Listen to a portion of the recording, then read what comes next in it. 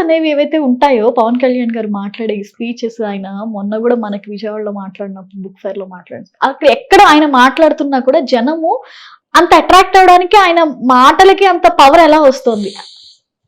ఒకటండి, ఇప్పుడు జనాలు అనేదానికంటే అక్కడ కొంచెం యంగ్స్టర్స్ ఎక్కువ ఉంటారు. ఎందుకంటే నేను అక్కడ పార్టీలో ట్రావెల్ అవుతున్నప్పుడు ఆ మీటింగ్స్ లో చూసింది, ఒక ఏజ్ అంటే ఒక మెచ్యూరిటీ ఉండే ఏజ్ గ్రూప్ వాళ్ళు చాలా తక్కువ మందే ఉంటారు. ఉన్నా కానీ డెఫినెట్ గా ఆ సొంత సామాజిక వర్గానికి చెందిన వాళ్ళు ఉంటారు. మెజారిటీ యంగ్స్టర్స్ ఉంటారు. They are non sing people actual గా. సో పవన్ కళ్యాణ్ గారు ఏం మాట్లాడినా వాళ్ళకు దాన్ని ఏమంటారంటే చాలా వినసొప్పుగా ఎస్పి బాలసుబ్రహ్మణ్యం గారు పాట పాడినంత ఆనందంగా ఉంటుంది వాళ్ళకి. కాబట్టి ఆయన మాట్లాడేది ఒకటి ఉంటుంది, వీళ్ళకి అరుపులు కేకలు ఇంకోలా ఉంటాయి.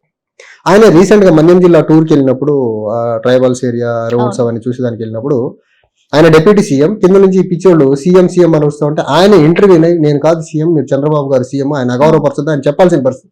అంటే వాళ్ళ స్టేట్ ఆఫ్ మైండ్ ఎలా ఉందో చూడండి, వాళ్ళ స్టేట్ ఆఫ్ అండర్స్టాండింగ్ ఎంత ఉందో చూడండి. అసలు అంత అజ్ఞానం వాళ్ళు.